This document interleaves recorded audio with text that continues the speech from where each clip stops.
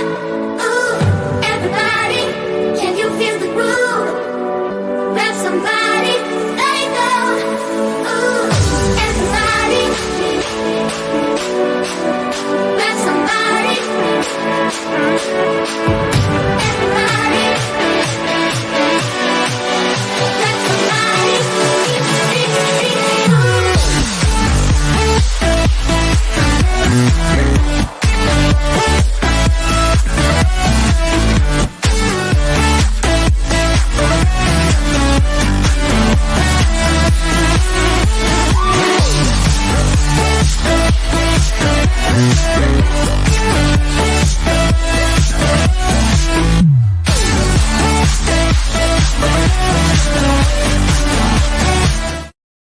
Hi, welcome back here. One Monday here with Carmen. How are you? Hello, I'm very excited to be here because today's interview is amazing. I'm so excited we were able to bring her here. So again, I can't wait to start. I can't wait either. So I hope that everyone here is enjoying, and we have another program here. I'm really excited to be here with you, Carmen. But of course, you are not here to listen to us. You're here for our guests. So we are going to introduce each other, and then we pass from our amazing guests. So Carmen, may do you the honors. Okay, hello everyone. I'm Carmen, also known as Carmen Junquera. I'm a host and caster for League of Legends and Wild Rift. And this past weekend, just to give you a clue, I've casted the person that the team that this person's part of. So just casted a few teams. One of them, I casted them. I'm really excited to know that. Yeah, actually, I'm remembering that I didn't get to cast them. I watched the game though. But anyways, yeah, let's move on. It's okay. So I'm an intellectual property lawyer. I'm Yasmina. Of course, you are not here to talk about law. You are talking here to talk about esports and all the agents that are amazing here. So please welcome Jorden. Nice to have you here. Nice to meet you guys. I'm really excited to have you here. Of course, I will love to have an introduction with clap or something. That would be much better. Yeah. All right. Yeah, so my name's Jorden. I work at Rix GG, and I'm their head of PR and content. And yeah. Oh my god, that's amazing. That's a nice introduction. May I say congratulations for the win this past weekend at the Wild Rift WREZ. So they won last weekend. It was huge. Huge, just like screaming at my phone while I was out and about. So it was amazing. It's you get really caught up in it, and I think that was just one of the best moments I've had here so far. Amazing. So congrats for that one. Yeah. Congratulations. We're really happy for that, and we are really excited to have you here. So Carmen, do you want to start the honors? Do you have the questions? Of course. Okay, so we're gonna jump right into the topics here because we've got just so little time and so many things to talk about. So my first question was going to be about yourself, about you, an introduction, but you've said that already. So why don't you tell us how come you ended up working here in esports? Because I was looking at your profile and thinking, wow, she's got so much experience. And how did you end up here? So, interestingly, my job prior to being in esports was kind of a casualty of the pandemic. So I had worked in hospitality, and I just changed jobs, and then the pandemic hit, and so layoffs were pretty much unanimous in terms of content and stuff that I was doing, and that whole section of marketing, because the business was really kind of dependent on restaurants being open, right? And they just weren't for quite a long time. So I had a little stint of unemployment there, and then I saw the only industries that were really hiring during that time were marketing and also esports and gaming, game developers and stuff like that, jobs that could kind of withstand the new remote working conditions. And so yeah, Rix GG was one of the first companies that came up. Mm-hmm. Oh my god, that's so cool to know, because as Carmen said, you started in the pandemic. So it's to see the opportunity there where the majority were saying, we feel like it was an apocalypse or something. Well, it was. In fact, it was. Yeah. So many people it was. Yeah. a sad moment right now, but no, we have to continue with a nice moment. So of course I would like to ask you, because you not only work here, but you also have another projects, how you combined all these works here, how you manage your time to fulfill all of this. I work quite long hours actually, obviously, to get it all done. But I was also a single parent, like going through my university days and stuff like that. So time management has always kind of been something that I've always had to work really hard at. Right? Is like, when does kid get home from school? When does the bus come? Like, when does he need to be there for the bus and all those kind of things. So it's quite a lot of like planning and organization goes into what I do. And yeah, Rix being one of those projects, and then also Huntress Trials is a part of that as well. So yeah, it's just take it one day at a time and stay organized. I think we should learn from you, because of course Yeah. I'm not good at manage my time. I should do it. Of course, as a lawyer, it's important for the deadlines, and I think Carmen understands, especially as a caster, you have to be really careful with your time. But come on, I have to be like more like you, more like Jorden, please, guys. Hashtag be like Jorden. I really need to know, though, you talk about Rix GG, and I need to know, like, how do you end up working for them? Because it's such an amazing organization, and your first step right into the esports industry is for such a big team. So how was the process? And well, yeah, how was it? Well, Rix GG was a startup, so they actually launched in July of 2020. So again, kind of late into that pandemic stage, and it's been a lot of long hours and grinding by everyone within the organization, you know, myself included, to kind of get us to that level. And you know, with Wild Rift being one of our, you know, successful projects, and you know, it's a lot about again, time management, really. And my main motivator for joining Rix was that it sounded like a cool project on paper. And then when I met the team, then I was like, okay, things are kind of gelling. And it's just kind of grown steadily since then. And we just kind of keep moving from strength to strength. Okay. Great. Love it. And I mean, knowing the team, like the players themselves, I think it should be easy to work with them. I think maybe not. We'll talk about it later, how it's like dealing with human people who need to be like, okay, you know, to create content, you are gonna need to talk to them, of course. But go ahead, Yasmina. I think you've got another question there. Yeah, I actually wanted to know more what it means your role there, because you say you have like you're a PR and head of content, I think. Maybe I'm mistaken. Sorry about that. If I'm, but yeah, it was correct. Perfect then. Because I wanted to know what's the role, what you do, what it's your duties, what are your mainly tasks, what it means actually to be a PR. Because of course, I heard PR is like, I'm so sorry for doesn't know what it means. Carmen will know, but I'm so sorry I didn't know. Well, how am I supposed to know? Yeah, so PR is just public relations, so it's kind of anything my that God, is I feel public so facing or public communications. So essentially that's literally anything from like website copy to what the press releases actually say that we send to journalists, or you know, all of that kind of stuff. So there's quite a lot that it encompasses, but and my role specifically here at Rix, it also includes community management, and just, you know, monitoring the language we use like within our communities and all these other spaces as well. And yeah, so that's kind of it in a nutshell. But also, like, there's elements of branding and task management, campaign management, and activating influencers, and like there's a lot that kind of goes into maintaining that public persona. And that is basically what I do, is kind of managing that across all departments and all assets. Oh my God, that's a lot. I have to say that even if I was thinking, oh my God, she's part of Rix, and then she has all the projects in hand, and she also do all these kind of things, because there are a lot of tasks and different at the same time, because involve different parts of your brains and strategies at the same time. So I admire you. I want to know if like your previous experience in hospitality helps you at all. Do you need, if you were to hire someone to replace you in your position, let's say, because you're moving on to something else, do you think they will need a specific formation and education in order to do what you do nowadays? or is it mostly just built off experience? How would you rate that?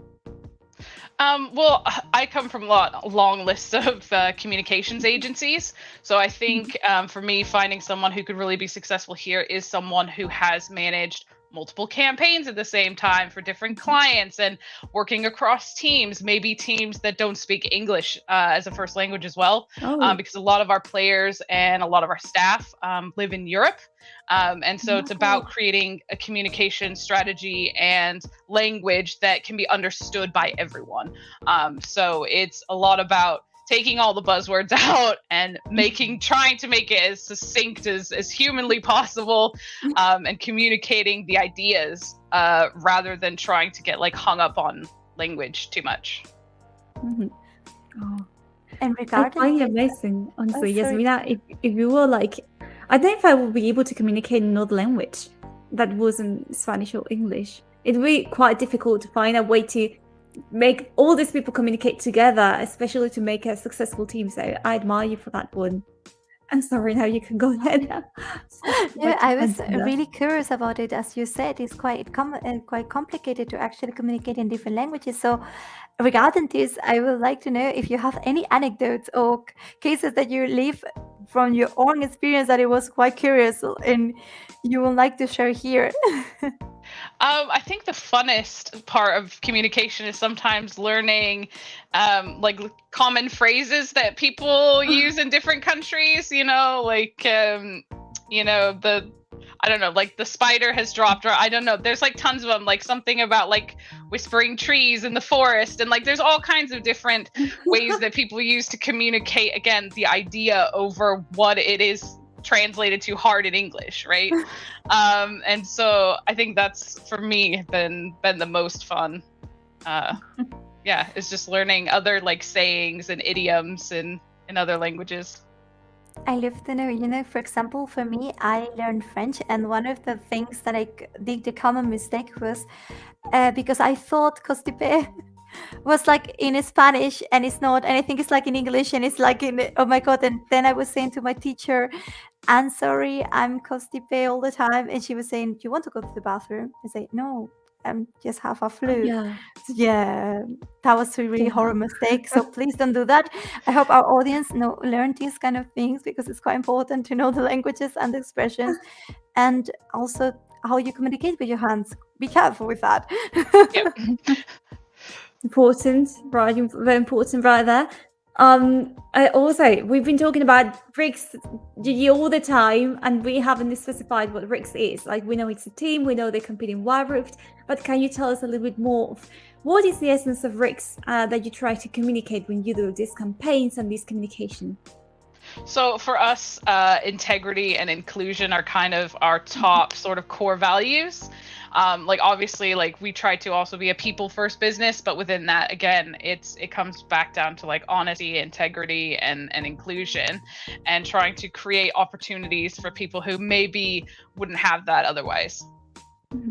Oh, that's amazing, and I think the results you're achieving gives it so much visibility to your purpose. But I think it's amazing. So once again, congrats on that one.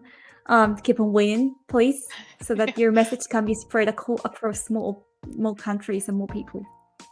Yeah, we wish you that. And also, I would like to ask you regarding this, like, if you can describe what make Rix GG so attractive to your fan base, why do you want to go there? If you, in a nutshell, sell it, if you can here now. Okay, I will try my best. So I think there's a lot of things, but I also believe that video games is kind of one of those new sort of equalizers, and it's a thing that pretty much everyone engages with, from the time you're a child to the time you're really old. Like, people are gaming, and I really just kind of like that sort of wholesome nature that it can bring. And I think what makes us great is that we try to incorporate that sort of breadth of trying to reach everyone in our communications. Mm-hmm. I think they come across as really natural, really close to the people, Whenever you see a Rix GG tweet, it's like, It is an organization that I can emphasize with. It's not something that seems like far away from you and very distant. It's more like, hey, I can connect with other people, and I think that's amazing. Also, being created in like July 2020 in the middle of the pandemic, I want to ask you also having Brexit right at the door. How was it for you guys? How did you deal with it? How was the situation for Rix when this came around? Well, I mean, it's a situation that's actually still evolving, to be quite honest with you. So, like every day, Brexit and the pandemic are still kind of impacting not only the way we do business, but how we do business with other organizations and if we can participate in other events, right? So because of the pandemic, like traveling seems to change every time we look at it. And there for a while, it was like, oh, everything's open here. And then nope, shut. Then we'd be like, oh, well, maybe we should do something here. Nope, everything's shut again. So it was kind of, and has always kind of been an evolving process throughout the year. But I think the pandemic and Brexit have really highlighted probably to other organizations as well as ours is just how the ecosystem works and how kind of you need to be on it and make changes and adjust like as situations come up, and also plan for every eventuality as well, because I think that's something that a lot of teams and ours have learned the hard way sometimes is you have to be prepared for everything. Oh my god. Oh, I was thinking, Jorden, were you in Stockholm with the team when they took part in the Origin series? No, I wasn't, but our head of esports was with the team. Okay, I was thinking about all the measures that they had to take. They had to isolate for like 1 week, I think, before the event took place in the hotel. So I can't imagine all those things really affect how the team performs as well. It must be an entire thing with the pandemic going on. Wow. Yeah, and just kind of speaking to that, I know the guys were practicing in their hotel rooms and trying to use hotel internet to like practice together, and it was just not a great experience. So again, it's highlighting different problems and issues that maybe they wouldn't have had otherwise, right? Because if you're all sitting at the same spot, you all have similar access, but it was almost like they were in the same spot but not having the same experience like at all. So yeah, it was kind of an interesting once in a lifetime experience, we hope. We hope so. I always remember this kind of image to say, please, I don't want to see more historical events in my life. If possible, please stop. But of course, as you say, we're going to have a lot of events and we have to adapt. But I would like to know your personal opinion in this matter, like how you feel that you have to adapt. What will be your pieces of advice for all of them that listen to you? Of course, I know there is not a magical formula, but what would you do in your case if everything, as we know, life always happened and it surprises in a way or another? Yeah, I mean, again, I think it all comes down to kind of, again, time management and planning. It really does, in terms of like, setting your budgets, making sure that like if the world ends tomorrow, like how do we get everyone home, right? And that's like kind of, I guess, like crisis management a little bit, right? Like, so like if there was an earthquake or something, what do you do in that situation? What's the first thing you check off? A, is everyone okay? B, does everyone have enough food to like get them through the next 24 hours? C, how do we get everyone home? And it's just kind of taking a lot of those just kind of good basic practices and just applying it to whatever seems to be going wrong at the moment. So I hope our audience is taking notes of everything you're saying, especially in the earthquake situation. Please just follow all the steps. Please do so. And also, I can imagine, even if it's not an earthquake, you must be facing sometimes like personal issues with your players. Like, this player is not feeling the best mood today, this other one. So again, as head of PR and content, sometimes you need to publish something, whether the player is like up for it or not. Like, you must be like, you need to have people's skills. That's what I'm saying here.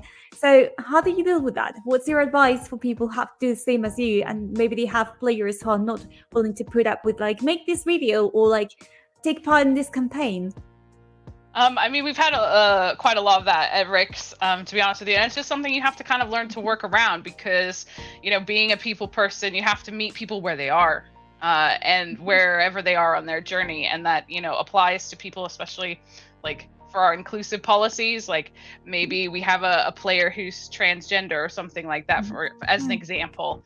And you have to just kind of meet them with where they're at in their journey and always be listening to their roadblocks, to their barriers, and just try to, again, treat them like a human being, and value them. So, yeah, I mean, I try not to force people to do too many things they don't want to do, just because if they're not and getting their enjoyment out of it, like you can read it on screen and then it's just not a great piece of content that you want to be putting out. So it's just one of those things where it's a delicate balance.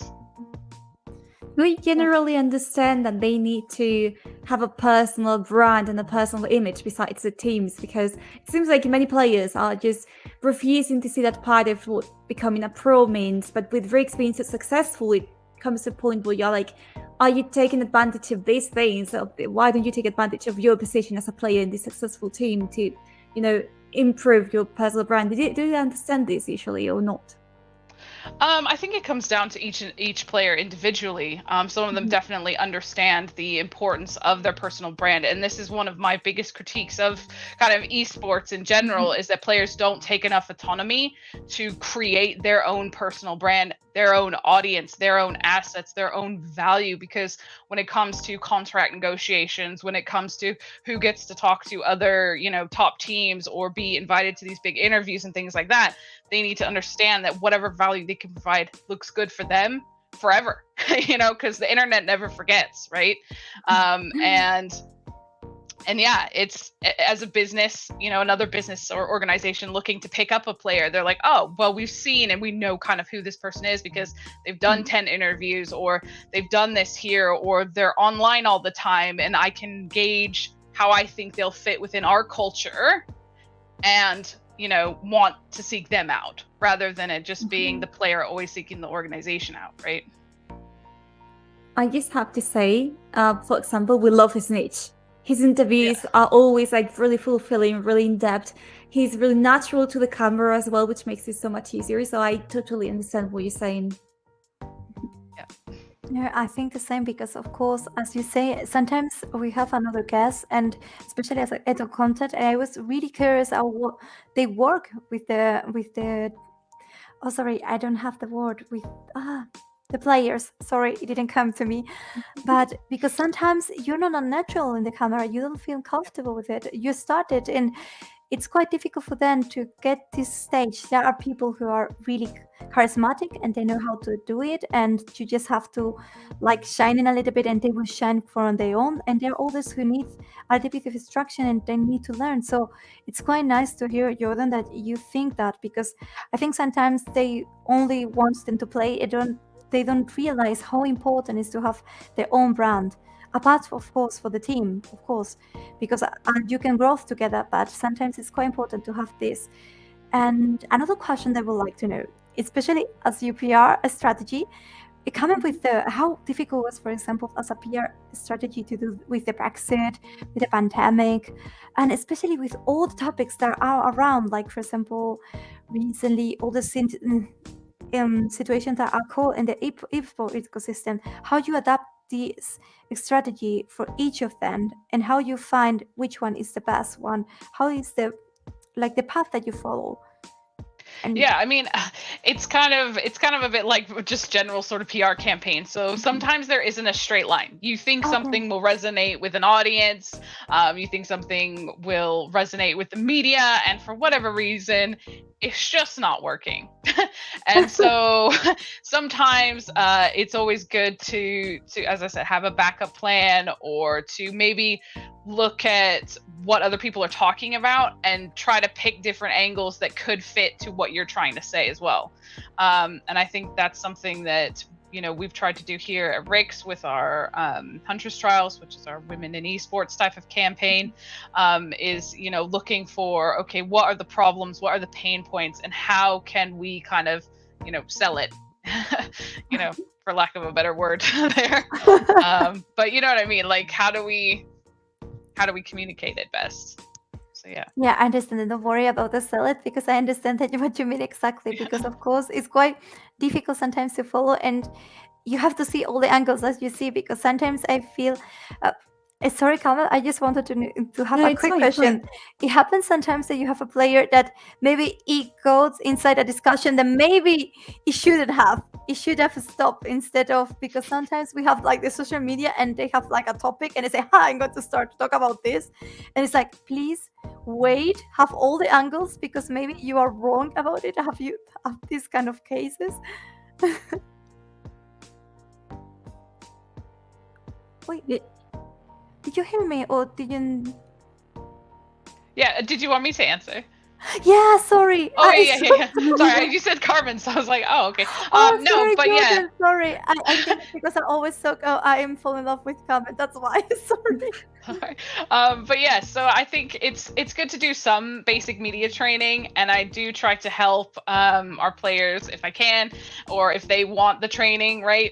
Because it's a two-way Oh. street. So to help kind of coach them through what to say and what not to say. Also giving them pointers on. Sometimes you'll get journalists as well who will accidentally maybe lead the conversation in a specific way, and how to kind of like maybe sidestep that back to what they need to talk about. I also do try to give our head of esports like transition phrases as well, like oh that's a really great point, and then just kind of steer the conversation back to where it should go. And then there's quite a lot of like public relations tactics you can use for that as well, which is just completely ignoring the question or talking about what you want to talk about instead. I don't recommend that one, like just not acknowledging it at all, because it can be quite jarring and all that. But yeah, there's quite a lot of different ways you can kind of circumvent any sort of any of those conversations. And then I always tell people as well when they're in interviews, like, listen to what the person is saying. Like, it seems like such a basic thing, but sometimes people get really anxious when there's a camera and light and it's all going and they've just won and it's hard to concentrate.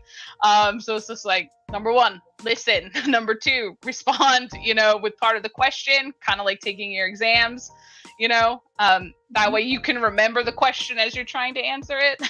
And just kind of like really basic stuff like that. But I love it that you make these kind of tips because I think it's quite important. As you see, I make a question and then I say comment, so it's okay.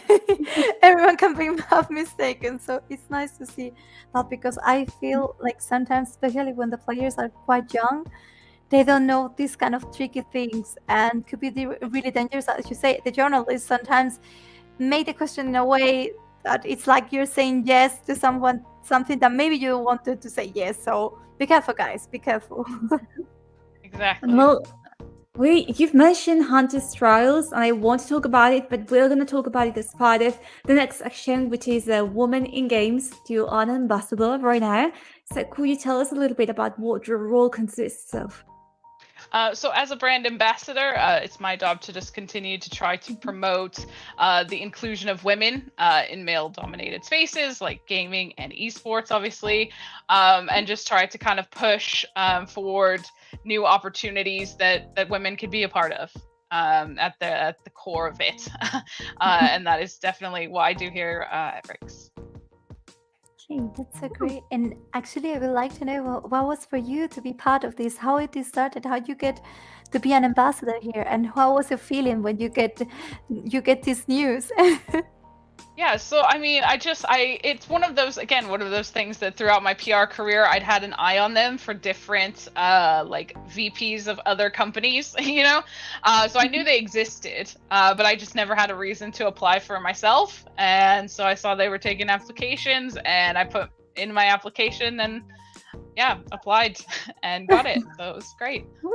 And it's a really cool network of women that share, listen, support each other. I've been to quite a few of their talks and panel discussions and things like that, and it's always very critical and now and it's great to hear what other sort of women at the top of their fields are experiencing, what they're learning, and then having that knowledge share as well for maybe junior members who haven't had that kind of exposure or those experiences. Or maybe we should try to apply to become part of it, Yasmina. Honestly.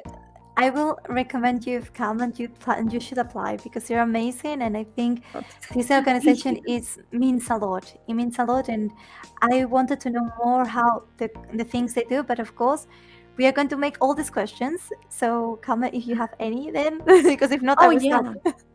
I've got a question about inclusivity because, you're walking towards that, but I want to know what you think about inclusivity nowadays in esports. Do you think we've taken some steps forward? Do you think we're still stuck in the past or stuck, I don't know, at an impasse? And if you, how do you try to bring inclusivity to Rix? Even though you've given us a glimpse of that information before. Yeah, so I think inclusivity is one of the, I hope it's more of a hot button issue. I feel like more organizations are taking more action to be more inclusive. And I think that has all started with a push to hire women in the first place. Because, we generally tend to look at things of who's most qualified, who do we think could actually do the job, on the day. And I also think that inclusivity never hurt anyone, right? It's great to have more voices at the table. It's, it gets you to look at the world from different perspectives. And that is one of the things I have liked about working at Rix is, we've got people, as I said, from all over Europe, who speak English as a second language. And so it's always interesting to kind of get feedback from my peers on oh, maybe that doesn't actually translate how I think it does in English for them, right? And for their locale, right? So yeah, there's that. And then in terms of how we're bringing inclusivity to Rix, is we always do try to look again at the most qualified candidates, and we do specifically as well look for women to hire and to at least put through the interview process, right? Because sometimes for whatever reason a CV doesn't tell the whole story, right? It never will. And so again, it's about creating those real opportunities for women to at least have a shot, right? And I think that is one of the biggest issues still facing esports right now is women still need those opportunities, especially at the player level, to just have that space to grow and to develop their skills and to try to continue to break the barriers until we reach that point where we're mixed teams are commonplace, because there isn't a differential anymore. It's all much more cohesive, right? And I think there's a lot of attitudes that still need to change in esports. Absolutely. So, yeah. Yes, there are many things that they should change, as you say, for example, because I always heard, the beginning, they were saying that the excuse, for example, to be the reason why they don't hire players, woman players, sometimes it was because the men are used to play games when they are a child, and of course they don't spend so much time as the women. And nowadays I feel like this kind of argument is no longer like that, because we saw that there is this opportunity, this industry, and more parents are taking notice of this, and they say, I wanted that my kids can play if they want to play. So how you feel if this argument is relevant nowadays? I think not anymore, but I would love to know your opinion, Jorden. Yeah, I mean, again, as you said, I don't think it's relevant anymore, to be honest. I think a lot of people stick to it because it's convenient, and then it doesn't have to challenge any of their assumptions on how things work or why they're working the way they are. I definitely think that women should just be given more opportunities because, as you said, men have just had longer to have a paid opportunity, right? To have a career, to have a space where, they're not bullied or harassed the entire time they're there, right? And, I mean, some teams are kind of toxic. That's, that is the culture of some places, right? So, it's not saying that men magically have it easier, because they still deal with those problems too, but it's them having had that space for so long, sort of uncontested. I think that's the issue, and that at Rix we are continuing to kind of strive towards that mixed roster vibe, and we know it's going to take time, and we know it's going to take a lot of work, and but everybody has to kind of be in it to win it. And I think there's a lot of other organizations out there who are signing all female rosters, and I think the consensus is that we're all kind of pushing towards that direction in our own way, and it's just kind of a really beautiful thing to see.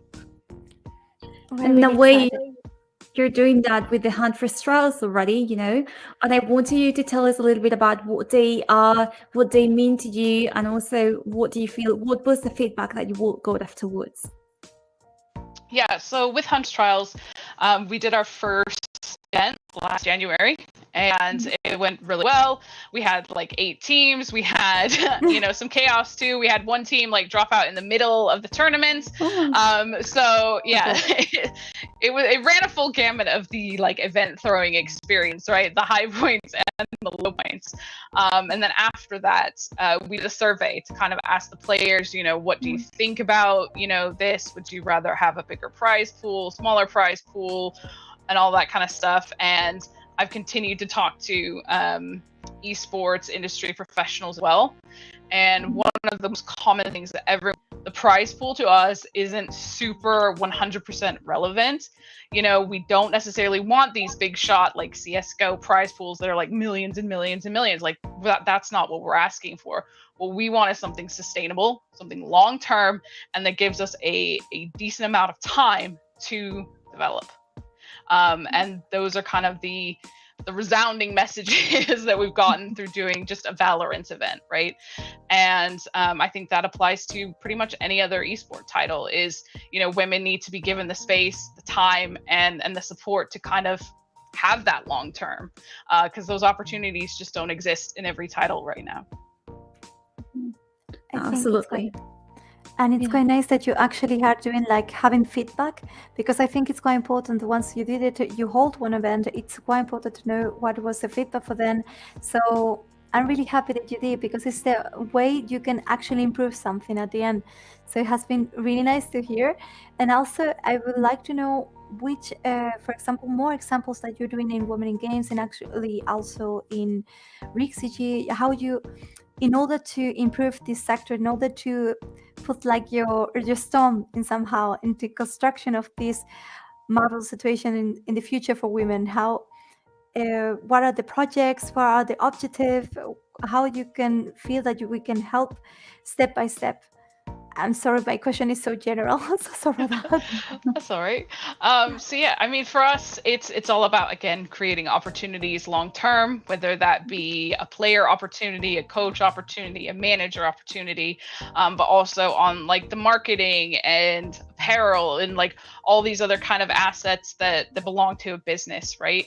And as I said, it's interesting to hear from other women as well on like what their experiences are, what's been successful for them, and just kind of listening to kind of their path to success. Again, it's not a cookie cutter thing, it's not going to work for everyone, but it's good to at least hear, and be able to build something from that. Because you never know, like for you it could spark some idea. I could have a million ideas for different campaigns we could do here, but it's about how we effectively manage that resource and get the most for everyone involved. I hope so. You can spoil any of them maybe here or not yet? Not yet. Okay. Maybe bankers we can tell us. Maybe. And what would you say is the biggest objective, well, the biggest, sorry, not objective, but obstacle you're facing right now? What's your fight right now? What are you fighting for? Right now, I mean, we're fighting for a number of things, but I still think that equal pay for women is always going to be something that happens. And esports is no different than any other industry. Like, I'm not going to say it's better, it's not worse. Like, it is the same. It still has work to be done there, and that includes everything from communications roles to player roles as well, because a woman is not in the top 10 of esport player earnings. Yeah. They don't come into like 300th or some crazy number. So it's about how do we, again, kind of bridge that gap with every step we take. And And yeah, so that's kind of what we're fighting for at the minute. I hope at the end, I hope in the future you see like this possibility, because we have like so many strategies. And so, for example, here in Spain, we have DreamHack has all like I think a female tournament for CS:GO, and I'm really happy to hear this more things happening and I hope to see it more often like you did, Jordan. So I hope in the future to be possible to have mixed teams and that the females will feel secure in these ambience. I hope so, because I would love to tell an anecdote. Because recently I heard a friend of mine who's working in the esports industry, and she was telling me that one of the arguments or why one team that didn't wanted to have players, and it was so absurd to hear the argument. And the argument was because we have players that are really young and maybe they could fall in love with the female players. Oh. And it was like, really? This is the argument? And I was saying to my friend, but this could be something better for them, because they will have to learn how to be professional in this environment. So it's not an argument against, it's something actually to hold to have more female players so they can learn how to treat properly and be professional in this kind of environment. But this kind of things happen, Jordan. That's so crazy to hear. Has you heard something like this as well? Any anecdote like this? I've definitely heard some crazy things of like, oh, and this is not from Rix, but this is just from generally other people, is oh, our male players need like a raise, or they need this or whatever, so instead of paying a female team a living wage, they would rather just give the current male teams more money. And yeah, it's kind of a weird thing. I've also heard of certain organizations maybe not paying women anywhere close to what they're paying men, because they say, oh, you're operating at different levels, and it's like, okay, yeah, that's fine, but what tier are they in, right? And then establishing a clear like pay structure within that tier, right, and paying them equal. And I don't think the question is often asked enough, is if this person was a man, what value would I ascribe to them, right? And I think that's a hard question for men to ask, about women, is to look at a woman and be like, so if you were a man, what would I pay you, right? And the truth is that they would probably pay them more. Yep. And that's the hard reality. And the part about this, and pretty much every industry that sucks, is women are worth more, and nobody seems to really see that. I mean, not every place, like, obviously, but there's more and more every day. I think the good thing we have places like Rix GG, so we hope so. Yeah.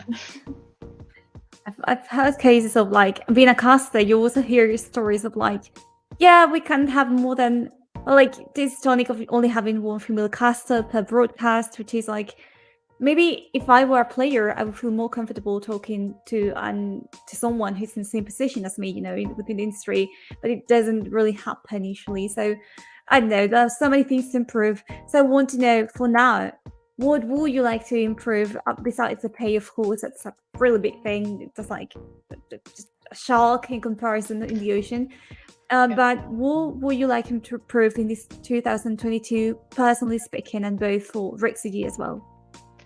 I mean, personally speaking, I'm looking to like hone my own skills further, and again, listen to other women and their concerns within the esports industry, and try to help make ours better, right? So an example could be something like paid maternity leave for players, or something like that, because again, there's a lot of barriers that maybe we don't know about yet, because there's not been enough women in the industry to flag them as a barrier, right?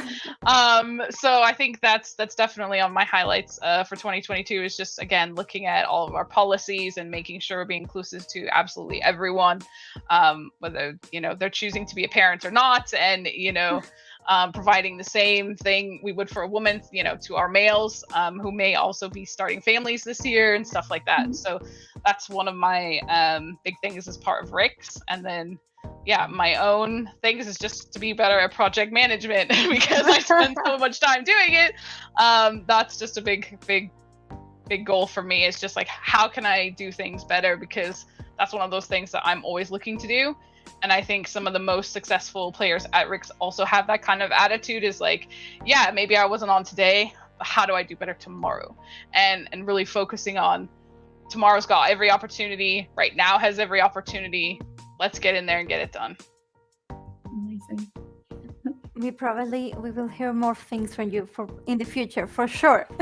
Yeah. But I would like also to ask you, because of course we were talking now about the future, but also how was for you these 2 years, well, almost 3 years, yes, because 2020, when you were part of the esport industry, we were the cases that make you proud, the situations that make you proud to be part of it, as a Rix GG, or maybe with the woman in games, because I would love to know more cases that you be part of, and especially the ones that make you proud, and you have to share it with us. Of course you have.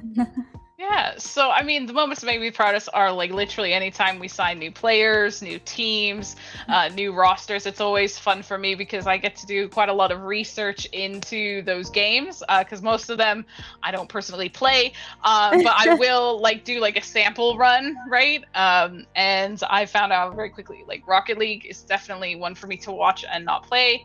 But yeah, as far as that goes, yeah, that's kind of it. It's like it's a lot of research and a lot of like excitement is built around those announcements and getting to know the new players and who they are and where they come from, and if they've built their own brand, like how we can engage with it and make sure that we're trying to do as much as we can for them, right? Because from my perspective, I think that the player organization relationship should be a two-way street, and it just works better when it's more thought of as more of a partnership than just you're attached to us now, kind of a thing. So yeah, I honestly love hearing about the insights of what happens behind the scenes, because there's so much going on, like in those cases.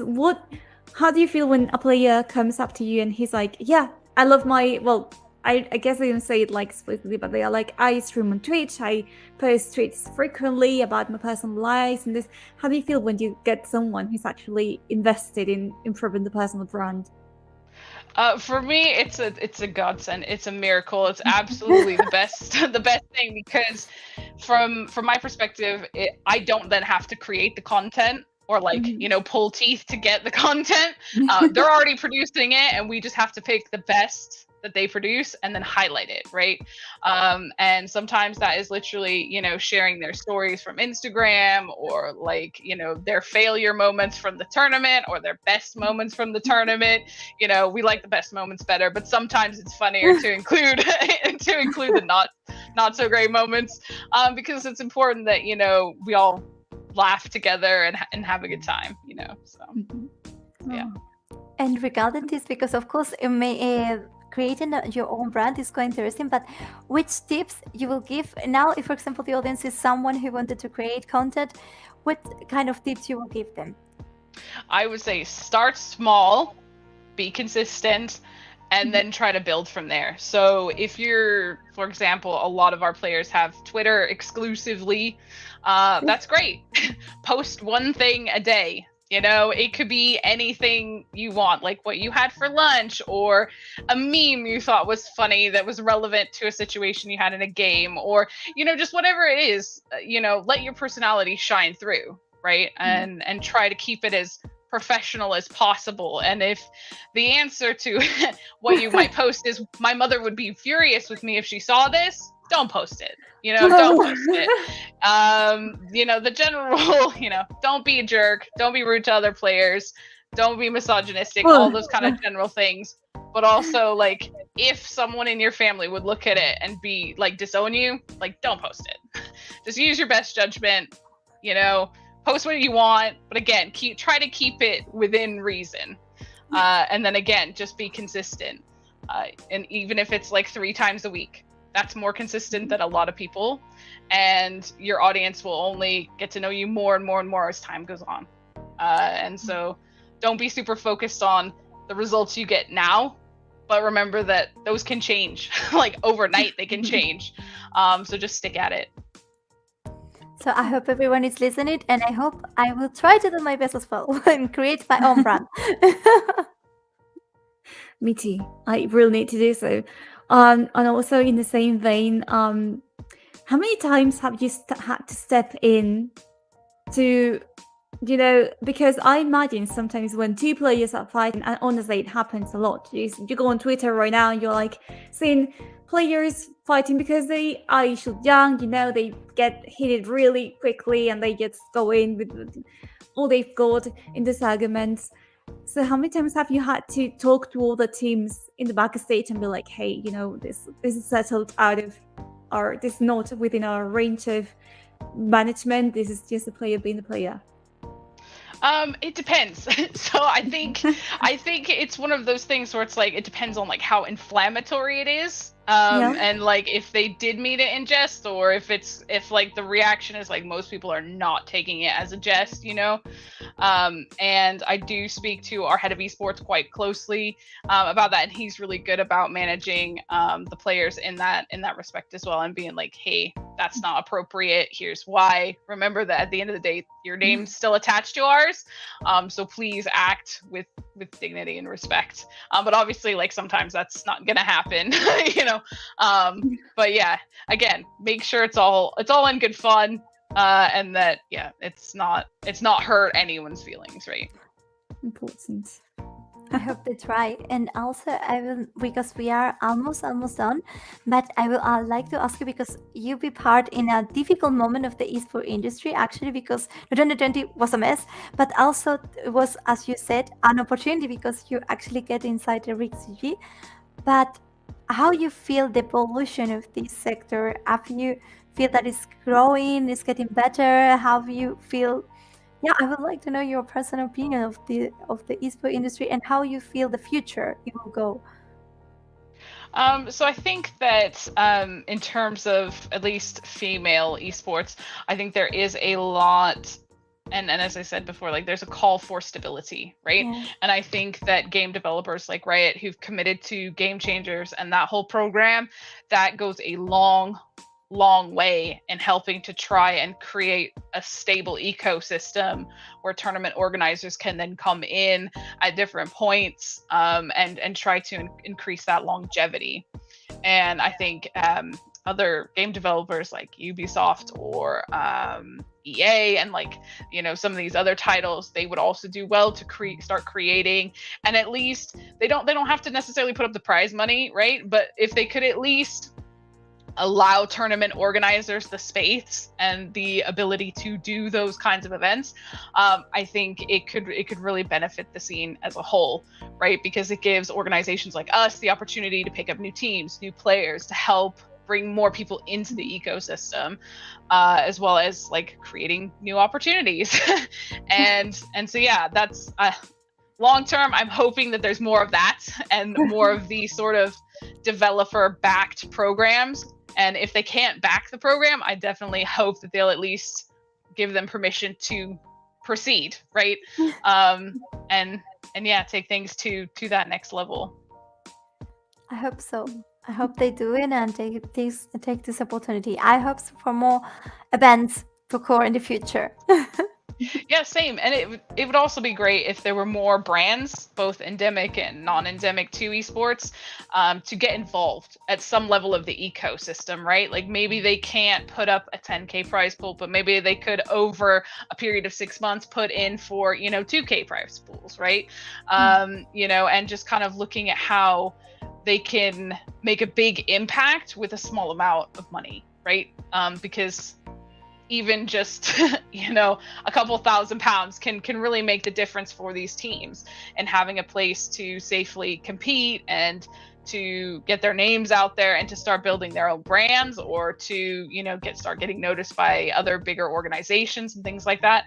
It all starts somewhere, and I think investment wise, it's going to take all of us pulling together, right, to kind of create a happy and healthy system.